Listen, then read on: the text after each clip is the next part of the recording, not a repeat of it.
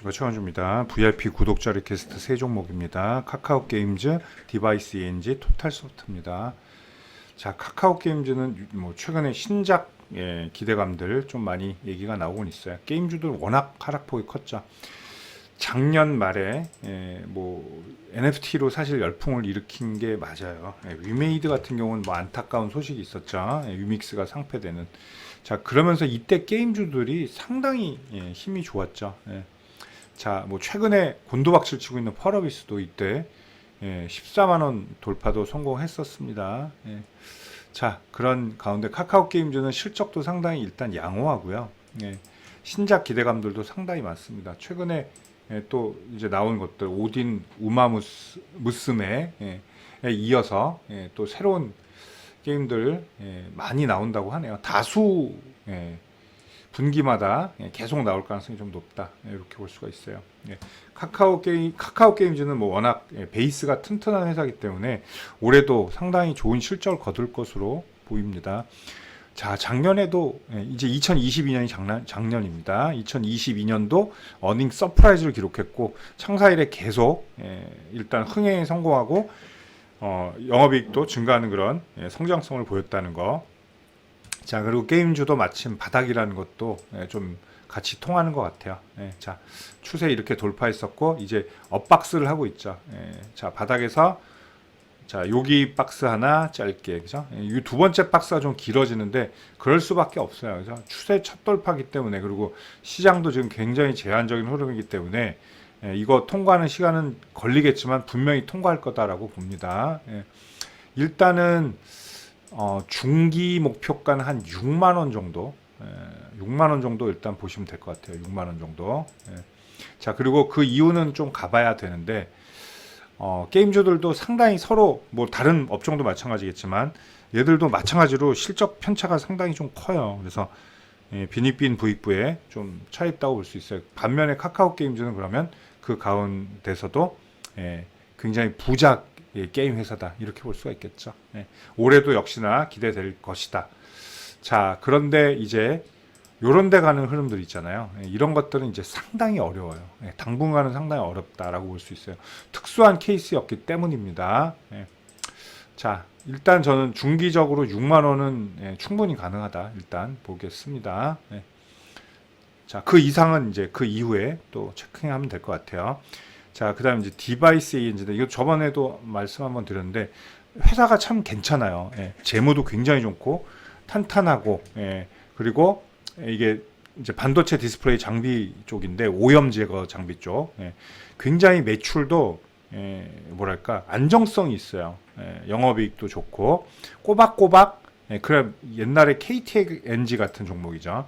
꼬박꼬박. 근데 그렇게 막 성장성에 뭐 표를 나오고 그런 건 없어요. 그죠?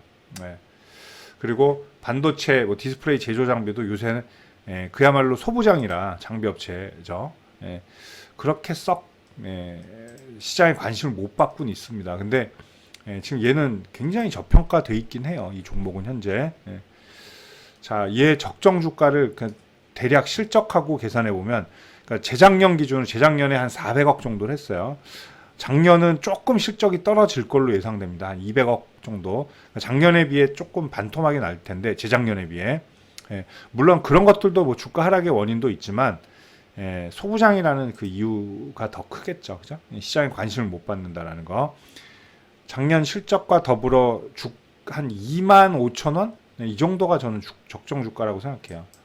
적정 주가라는 건 그냥 기준 평가라고 볼 수가 있겠죠.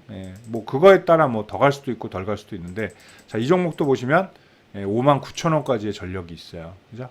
급등했던 종목이고, 소부장 올라갔을 때였고 이때는, 그죠? 코로나 이후에. 자, 그 이후에 이게 좀 언덕의 손실이 좀 크죠. 여기서 각도가 셌고 내려갈 때는 지그재그로 지금 2년 넘게 하락을 하고 있잖아요. 그죠?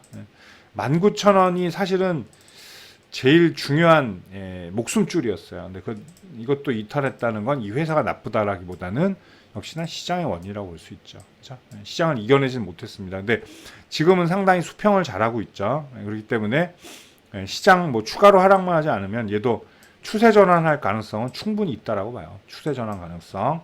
자, 추세선은 건 빨리 거 보겠습니다. 이렇게 되면 요런 게 하나 있고요. 그리고 요렇게 진행되는 선이 하나 있죠. 그죠? 자, 얼추 그러면 요렇게만 봐도 어때요? 어느 정도 벗어나곤 있죠. 네. 자, 얘는 추세선을 뚫은 게 아니라 뚫렸다라고 볼 수 있어요. 시간적으로. 그렇기 때문에 시간 딜레이 때문에 충분히 조정을 받았다. 그래서 이 회사에 특별한 악재가 없습니다. 지금은. 물론 실적이 좀 떨어진 건 악재일 수 있는데 뭐 거의 대부분이 그렇기 때문에. 자, 그거를 감안할 때는 이제 어느 정도 저가는 잡지 않았냐 그렇게 생각이 돼요. 자, 역시나 19,000원, 20,000원 라인 재탈환하는 게 굉장히 중요해요. 19,000원, 20,000원 라인. 뭐 그 정도까지 가는 건 지장 없는데 글로 가면 또 새로운 그런 추세 형성을 할 가능성은 높다. 자, 근데 아까 말씀드렸듯이 KTNG 같은 종목이기 때문에 성장성보다는 그냥 꾸준한 실적과 안정적인 매출이기 때문에 또 뭐 특별한 테마가 타야 이렇게 올라가지 그 외에는 뭐 별거는 그렇게 막 폭발력은 없을 것 같긴 합니다. 자, 근데 워낙 어쨌든 회사는 튼튼해요. 이 재무로만 갖고도 뭐 한 3만 한 3, 4만 원 올려도 저는 무방하다고 봐요. 재무로만 봐도 그렇게 튼실하다고 볼 수 있습니다. 자, 어쨌든 이제 2만 원 뚫고 가는 거 보고 일단 더 체크를 해봐야 될 것 같아요. 아직은 바닥에서 특별한 움직임은 아직은 없어요. 아직은.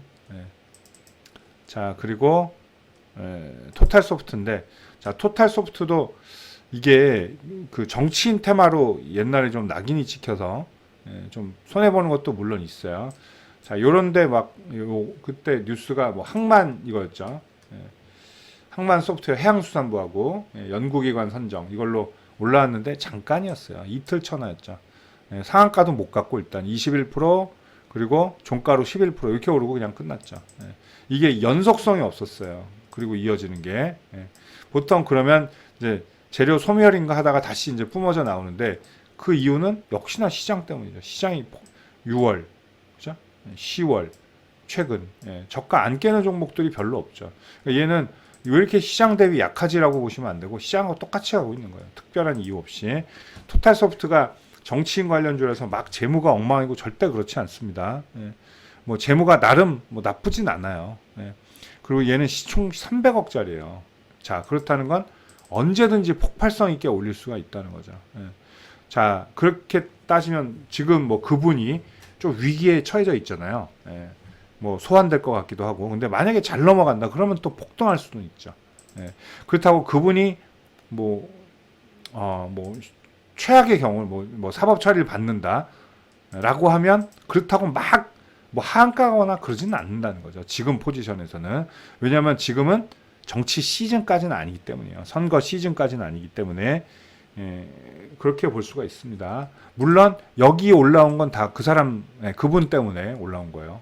그분 테마로. 자, 그렇게 보시면 될 것 같아요. 자, 일단 토탈소프트도 그렇다면 시장하고 똑같이 나갔다는 거는 시장 되돌림이 없으면 얘도 특별한 게 없다는 거죠. 근데 얘는 정치인 그 테마가 있기 때문에 그분이 만약에 뭐 잘 넘어간다 그러면 또 이거는 폭등할 가능성은 있다라는 얘기예요. 그렇게 보시면 될 것 같아요. 자, 6,000원, 8,000원 사이 들어가는 게 일단 중요한 자리예요. 여기가 중심 라인이기 때문에.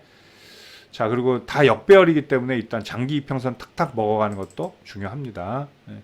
자, 얘는 특수 상황이 좀 취해져야 된다라고 일단 말씀드릴게요. 회사 자체 이걸로는 한계는 있어요. 올라가는데 얘는 테마주였기 때문이에요. 자, VIP 구독자 리퀘스트 3종목이었습니다. 카카오게임즈, 디바이스 ENG, 토탈소프트였습니다. 감사합니다.